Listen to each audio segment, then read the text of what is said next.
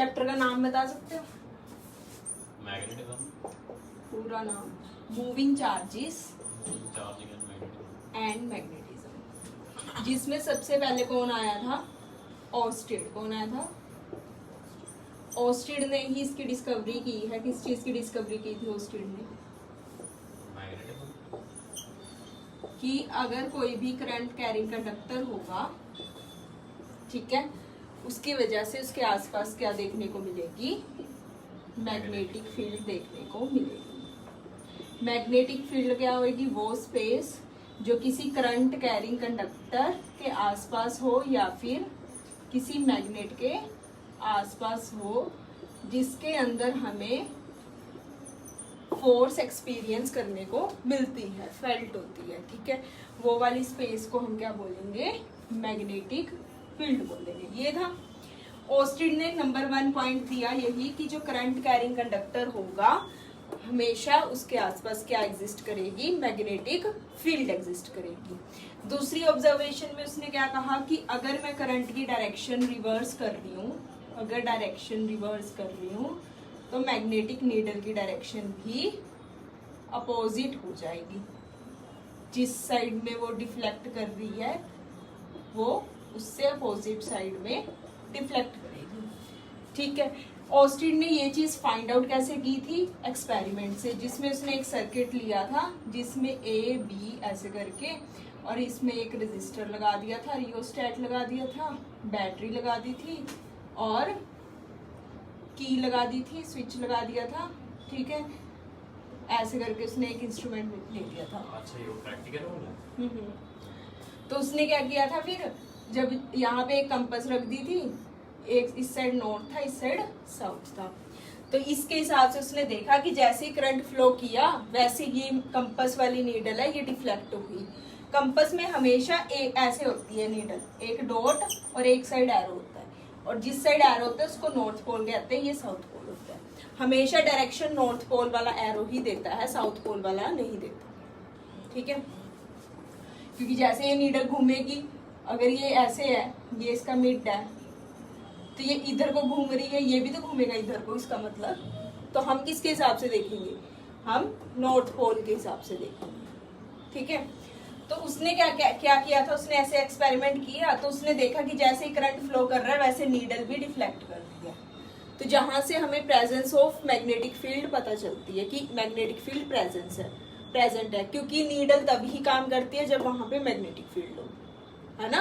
तभी तो इसका नाम क्या होता है? कंपास या फिर मैग्नेटिक नीडल बोलते हैं इसको, ठीक है। तो फर्स्ट पॉइंट समझ आ गया उसने कैसे वेरीफाई किया? हाँ जी। तो ऑस्टेड का फर्स्ट पॉइंट था वो क्लियर हो गया कि उसने कैसे मैग्नेटिक फील्ड को प्रेजेंस करवाया किसी भी करंट कैरिंग कंडक्टर के लिए। दूसरा उसने क्या किया? इसी सर्किट की बैटरी को चेंज कर दिया। जैसे ही बैटरी का नेगेटिव इधर लगाया, पॉजिटिव इधर लगाया, तो मैग्नेटिक नीडल की डिफ्लेक्शन भी अलग डायरेक्शन में हुई। तो यही सेकंड पॉइंट था, ये हमने उस दिन डिटेल में कर चुके थे, समझ आ गया। फिर इसी चीज को फिर सेकंड हमने पढ़ा था एम्पियर्स स्विमिंग रूल, जिसने क्या बोला था कि अगर मुझे करंट नीडल की डिफ्लेक्शन पता करनी है तो क्या होगा कि अगर कोई इंसान है उसके पैर में उस डायरेक्शन में बनाऊं जहां से करंट एंटर कर रहा है। लेट अस सपोज ये वायर थी, करंट ऐसे जा रहा है ए से बी, तो मैं उसके पैर ए वाली साइड जहां से करंट एंटर कर रहा है उस साइड बनाऊंगी, और हेड उसका उस साइड बनाऊंगी जिस साइड करंट एग्जिस्ट कर रहा है। तो इसका जो लेफ्ट हैंड होएगा वो मुझे नीडल की डिफ्लेक्शन बताएगा। इसका लेफ्ट हैंड कैसे बनेगा? इधर बनेगा, क्योंकि स्विमिंग उल्टी करते हैं हम, ठीक है। तो इधर बनेगा इसका लेफ्ट हैंड, तो मतलब जो नीडल रखी होएगी उसकी डिफ्लेक्शन, उसका जो नॉर्थ पोल है वो इस डायरेक्शन में डिफ्लेक्ट करेगा। और ये डायरेक्शन कौन सी बनेगी? अगर इधर नॉर्थ है इधर साउथ है तो इधर वेस्ट बनेगा, इधर ईस्ट बनेगा, तो वो वेस्ट में डिफ्लेक्ट करेगा। इसी रूल को हम क्या बोल देते हैं? स्नो रूल भी बोल देते हैं, सिंपल में याद रखने के लिए कि अगर करंट साउथ टू नॉर्थ जा रहा है तो डायरेक्शन किसकी तरफ आएगी? वेस्ट डायरेक्शन आएगी। उल्टा कर देंगे, अगर यही करंट मैं इधर बना देती इस डायरेक्शन में, तो इसका हेड इधर आ जाता, पैर उधर चल गया। तो ये देखो हेड इधर आ गया, पैर इधर आ गया। अब इसका लेफ्ट हैंड किधर बनेगा? इधर बनेगा, तो कौन सी डायरेक्शन आएगी? ईस्ट। मतलब अगर नॉर्थ से साउथ की तरफ करंट जा रहा है तो नीडल इस डायरेक्शन में डिफ्लेक्ट करेगी। ये था एम्पियर्स रूल। ठीक है, दो चीजें ये मेन की थी। इसके बाद हमने फोर्स के बारे में बात की थी। अब देखो, जहां चार्ज मूव करेगा वहीं मैग्नेटिक फील्ड होगी। कैसे? क्योंकि हम क्या कह रहे हैं कि जो करंट कैरिंग वायर होएगी उसकी वजह से मैग्नेटिक फील्ड क्रिएट हो रही है। एक रीजन ये दे रहे हैं ना कि जहां करंट होगा वहां पे मैग्नेटिक फील्ड होगा, ये कहते हैं। और करंट कैसे बनता है? फ्लो ऑफ चार्जेस की वजह से बनता है। ठीक है, तो करंट किसकी वजह से है? फ्लो ऑफ चार्जेस, मतलब चार्ज भी एग्जिस्ट कर रहे होंगे। ठीक है, अब ये चीज वो है जो जिसमें हम खुद बनाई है। नेचुरल मैग्नेट में करंट कहाँ से आएगा? नहीं आएगा। ठीक है, तो ये वही वाली है जो करंट कैरिंग से बन रही है हमारी मैग्नेट, आर्टिफिशियल मैग्नेट। तो फ्लो ऑफ चार्ज है जो, उसकी वजह से करंट प्रोड्यूस हुआ और करंट की वजह से मैग्नेटिक फील्ड प्रोड्यूस हुआ। इतनी बात है, समझ? बताओ। अब देखो, जो हम डेरिवेशन करनी है, हमने निकालनी है कि एक मेरे पास ऐसे मैग्नेटिक फील्ड है जिसके अंदर कोई चार्ज Q v वेलोसिटी से मूव कर रहा होगा ना, अपने आप समझो, क्योंकि चार्ज मूव करेगा तभी करंट आएगा और तभी मैग्नेटिक फील्ड होगी। ठीक है, तो हम ये सपोज कर रहे हैं कि एक Q चार्ज है जो v वेलोसिटी से मूव कर रहा है और इस डायरेक्शन में मैग्नेटिक फील्ड है। अब अगर कोई चार्ज मैग्नेटिक फील्ड में फ्लो कर रहा है, उसके ऊपर कोई ना कोई फोर्स लग रही होगी फील्ड की वजह से, है ना, उस फोर्स की वैल्यू मुझे निकालनी है। ठीक है, उस फोर्स की डेरिवेशन करनी है कि वो फोर्स कितनी लग रही है उस चार्ज, मूविंग चार्ज पार्टिकल के ऊपर इन दी मैग्नेटिक फील्ड। आई बात समझ? तो हम क्या करते हैं, हम इस चीज को मतलब एक्सपेरिमेंटली निकाला गया, एक्सपेरिमेंटली देखा गया कि जो वो फोर्स होती है जो मूविंग चार्ज पार्टिकल पे लग रही है मैग्नेटिक फील्ड के अंदर, वो किस किस के प्रोपोर्शनल है? Q के प्रोपोर्शनल है। ठीक है, दूसरा वो मैग्नेटिक फील्ड के प्रोपोर्शनल है।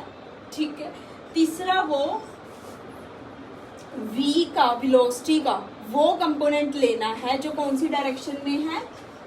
मैग्नेटिक फील्ड की परपेंडिकुलर डायरेक्शन में है। अब देखो, यहाँ पे अगर एंगल थीटा है इन दोनों के अंदर, है ना, तो रेक्टेंगुलर कंपोनेंट्स करेंगे तो इस डायरेक्शन में इसका कौन सा कंपोनेंट बनेगा? v cos थीटा या v sin थीटा? v का रेक्टेंगुलर कंपोनेंट्स करने हैं तो इस डायरेक्शन में v cos थीटा आएगा या sin थीटा? तो मैं यहाँ लिखूंगी v cos थीटा और यहाँ लिखूंगी v sin थीटा। एक्सपेरिमेंटली क्या बोला गया कि वेलोसिटी का वो कंपोनेंट जो जिस डायरेक्शन में मैग्नेटिक फील्ड है उसकी परपेंडिकुलर डायरेक्शन के प्रोपोर्शनल है। तो इस डायरेक्शन में मैग्नेटिक फील्ड है, इसका परपेंडिकुलर कहाँ बन रहा है? ये बन रहा है, तो ये वाला कंपोनेंट के प्रोपोर्शनल v sin थीटा के प्रोपोर्शनल। ठीक है, आई बात समझ? अब इन सबको कंबाइन करेंगे तो क्या बनेगा? एक कांस्टेंट आएगा k। ठीक है, QVB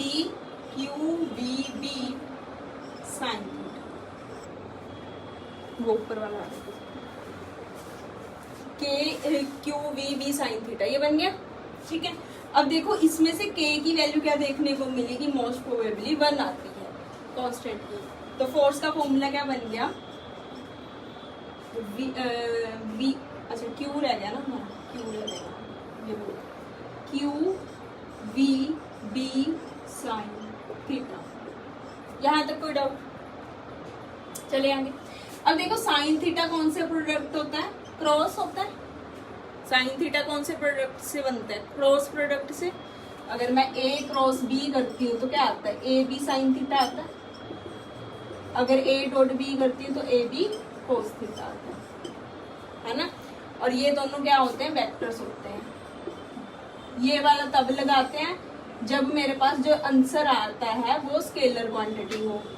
मान लो c आया बट वो स्केलर है, दो वेक्टर्स का प्रोडक्ट पर आंसर स्केलर है तो वो क्या होगा? तब डॉट प्रोडक्ट लगाएंगे। अगर दो वेक्टर्स का प्रोडक्ट और आंसर वेक्टर ही मिल रहा है तो कौन सा प्रोडक्ट यूज करेंगे? क्रॉस वाला।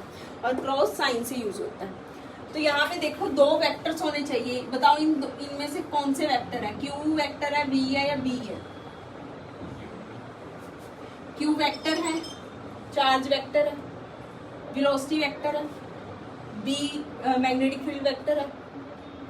दो बताना है तुमने इनमें से। क्यू एंड बी वेक्टर है। चार्ज कहाँ से वेक्टर होता है? वेलोसिटी वेक्टर होता है। चार्ज कहाँ से? चार्ज तो स्केलर नहीं होता। तो कौन कौन से हुआ? V और B वेक्टर्स हैं। तो मैं इसको ऐसे लिख सकती हूँ V क्रॉस B, क्योंकि जब इसको खोलूंगी तो यही चीज बनेगी। उल्टा स्टेप कर। कोई डाउट? अब जो ये फोर्स है, ये इस फोर्स को हम क्या बोलते हैं? लोरेंट्स फोर्स। कौन सी फोर्स? लोरेंट्स फोर्स। ठीक है। कौन सी फोर्स है वैसे? ये वो फोर्स है जो क्या कर रही है? उस चार्ज पार्टिकल पे लग रही है जो चार्ज पार्टिकल मूव कर रहा है किसके अंदर? किसी यूनिफॉर्म मैग्नेटिक फील्ड के अंदर। उसके ऊपर जो फोर्स लगेगी वो इसका ये फॉर्मूला बनेगा। यहां तक कोई डाउट? अब इसकी डायरेक्शन कौन सा रूल देता है? ये हम पिछली क्लास के रिपीट किया मैंने सवाल। कौन सा रूल देता है इसकी डायरेक्शन? Right hand. इस फोर्स की डायरेक्शन कौन सा रूल बताएगा? Right hand screw rule. Thumb rule नहीं, थंब रूल अलग है। राइट हैंडेड रूल बोलते हैं या फिर राइट हैंड स्क्रू रूल। बताओ, स्क्रू को अगर टाइट करेंगे तो स्क्रू अपवर्ड जाता है डाउनवर्ड? टाइट करेंगे अगर, डाउनवर्ड कहाँ जाएगा? स्क्रू ऊपर है, उसकी टिप ऊपर ले लिया तुमने। ये टिप है स्क्रू की, और यहाँ पे कोई ऐसे बॉडी है रखी है, तो इसको टाइट कर रहे हैं। अपवर्ड जाएगा ना टिप वाली डायरेक्शन में, अंदर की तरफ।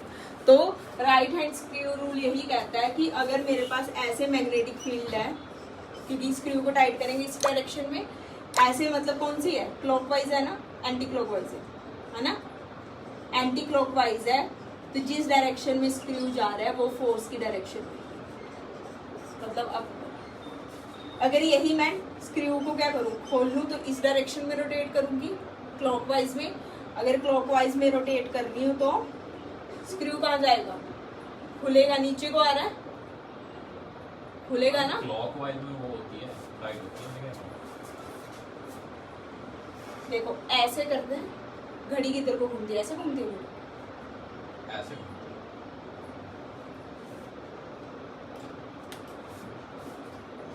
इसमें दूसरा मार्कर भी है।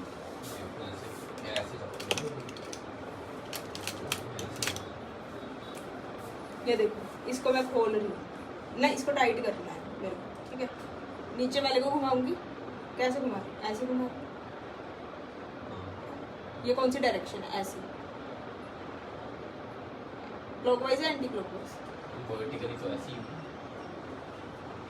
वर्टिकली क्यों देख रहे हो तुम? ऐसे देख रहे हो ना। घड़ी कैसे घूमती है? घड़ी इधर को घूमती है। ये 12 है, ये 6 है, घड़ी ऐसे नहीं घूमती। वही कह रहा हूँ, वैसे हाँ, तो फिर ये ऊपर को ये इधर को जा रहा है, अंदर की तरफ ऐसे घूम रहा है, तो कौन सी? एंटी क्लॉकवाइज नहीं हुई? घुमाना नहीं है कुछ भी, ऐसे ही देखना है। इस पेन को ऐसे ही लगाना है इस पे। अब देखो ये ऐसे घूम रहा है ना अंदर की तरफ। अच्छा, फिर तो ठीक है, तो इस डायरेक्शन में जा रहा है ना वो, तो इस डायरेक्शन ये एंटी क्लॉकवाइज है। एंटी क्लॉकवाइज में अपवर्ड डायरेक्शन मिलेगी मुझे फोर्स की। क्लॉकवाइज में क्या? खोल रही हूँ, ये नीचे को जा रहा है। देखो ये चीज नीचे को जा रही है ना, पेन नीचे को जा रहा है ना, ये खुल के, तो कौन सी डायरेक्शन आ रही है? डाउनवर्ड। समझ नहीं आया? बन गया? आ गया? चलें आगे। तो राइट हैंड स्क्रू रूल हमें देता है किसकी डायरेक्शन? वो फोर्स की डायरेक्शन जो किस पे लग रही है? एक moving charge particle in the magnetic field पे लग रही है। चलें आगे। फिर हमने इसके केसेस किए थे। अगर थीटा क्या है? 90 है, तो फोर्स क्या होगी? बोलो। इस फॉर्मूले से थीटा अगर 90 है तो फोर्स क्या होगी?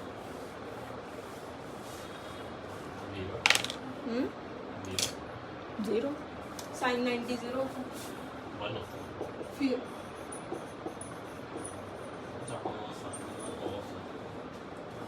अगर थीटा मेरे पास 90 डिग्री है तो इसकी वैल्यू क्या बनेगी एफ की? क्यू वी भी बन जाएगी, ठीक है। और ये मैक्सिमम वैल्यू। अगर थीटा की वैल्यू 0 डिग्री है या फिर 180 डिग्री है तो क्या होएगा? साइन 0 क्या होता है?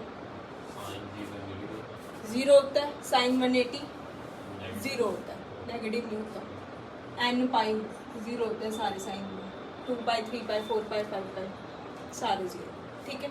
तो साइन 180 भी 0 तो एफ 0 हो जाएगा। फिर अगर थीटा क्या है 270 है तब क्या होएगा? 270 साइन 270 क्या होता है? -1, तो उस केस में माइनस क्यू वी भी आ जाएगा। और अगर थीटा अगर वेलोसिटी 0 है तो क्या होगा? वेलोसिटी 0 है तो फोर्स भी 0, ठीक है। तो यहाँ से क्या क्या कंक्लूजन्स निकलते हैं? एक निकलता है कि अगर मेरे पास ये थीटा किस किस के बीच का एंगल होएगा? इन दोनों के बीच का होएगा। अगर मेरे पास वेलोसिटी और मैग्नेटिक फील्ड एक ही डायरेक्शन में है तो कोई फोर्स नहीं लगेगी, या फिर वेलोसिटी या फिर मैग्नेटिक फील्ड अपोजिट डायरेक्शन में 180 डिग्री एंगल बना रहे हैं तब भी कोई फोर्स नहीं लगेगी। अगर दोनों में 90 डिग्री का एंगल है तो मैक्सिमम फोर्स लगेगी उस केस में, ठीक है। और अगर वेलोसिटी 0 है इसका मतलब क्या होएगा? लास्ट पॉइंट का, फोर्थ केस का, अगर वेलोसिटी 0 है मतलब चार्ज पार्टिकल मूव ही नहीं कर रहा, ठीक है। अगर चार्ज पार्टिकल मूव नहीं कर रहा तो तब भी फोर्स क्या होएगी? 0, उस पर कोई फोर्स नहीं लगेगी, ठीक है। आगे बात समझ। अब यहाँ से एक कंक्लूजन निकाला गया कि अगर ये वाला केस हो थीटा 90 डिग्री वाला, ठीक है, तो इसके लिए अगर मुझे डायरेक्शन देखनी है तो मैं ज़्यादा बेस्ट कौन से रूल से बता सकती हूँ फोर्स की direction? Fleming's left hand rule से। कौन सी रूल से? Fleming's left hand rule. ये सब केस के लिए है इसके। वैसे इन जनरल हम कौन सा यूज कर रहे थे? राइट हैंडेड स्क्रू रूल, ठीक है। बट उसी के अंदर अगर थीटा 90 डिग्री है, ठीक है, तो उसकी फोर्स की डायरेक्शन मुझे ये वाला रूल भी बता देता है। ये रूल कैसे है कि अगर मैंने लेफ्ट हैंड लिया, इसकी 3 फिंगर्स ऐसे हैं, ठीक है, तो इसके ये वाली फिंगर अगर मैग्नेटिक फील्ड की डायरेक्शन बता रही है और ये वाली फिंगर मुझे v की डायरेक्शन बता रही है, मतलब जिस डायरेक्शन में पार्टिकल मूव कर रहा है, तो फोर्स की डायरेक्शन क्या आएगी? थंब बताएगा जो ऐसे है, ठीक है। कौन सा रूल है ये? Fleming's left hand rule. आई बात समझ। तो जहां पे 90 डिग्री बन रहा हो एंगल वेलोसिटी और इसके अंदर, तो ये वाले रूल से हम डायरेक्ट निकाल सकते हैं। ऐसे ऐसे रखेंगे, देखो इस फिंगर को ऐसे रखना है, इसको ये नीचे को है तो ये ऐसे रहेगी, तो फोर्स ऐसे है। अगर ये चीज़ मैं ऐसे करूँ तो फोर्स नीचे की डायरेक्शन में आएगी अगर ये वेलोसिटी ऊपर जा रही है, ठीक है। तो इतना हमने लास्ट क्लास में किया था फ्लेमिंग्स वाला नया। आई बात समझ। शेडिंग डालो। अच्छा, यूनिट क्या होती है बी की? मैग्नेट। देखो लो, मुझे बी की यूनिट बनानी है। बी क्या है? Magnetic field. यहाँ से बी का फॉर्मूला क्या बन सकता है? बी यही रहेगा, एफ ये साइन थीटा इधर जाकर डिवाइड हो जाएगा, क्यू भी डिवाइड हो जाएगा और बी भी डिवाइड हो जाएगा, ठीक है। ये बताओ एफ की यूनिट न्यूटन, क्यू की यूनिट कूलम, तो पर कूलम। वेलोसिटी की मीटर पर सेकंड, मीटर पर सेकंड है ना, तो मीटर पर सेकंड ऐसे लिखेंगे, पर जब मैं इसको ऊपर लेके जाऊंगी तो पर मीटर और सेकंड की पावर 1 बन जाएगी क्योंकि -1 थी। तो इसकी यूनिट क्या बनी? न्यूटन सेकंड पर कूलम पर मीटर। इसकी यूनिट है ये यूनिट ऑफ बी, बट इस यूनिट को हम जनरल टेस्ला बोल देते हैं। क्या बोल देते हैं? टेस्ला। तो मैग्नेटिक फील्ड किस में मेजर करते हैं? टेस्ला। 5 टेस्ला, 7 टेस्ला, 9 टेस्ला, तो वो किसकी वैल्यू होगी? मैग्नेटिक फील्ड की स्ट्रेंथ की वैल्यू होगी, ठीक है।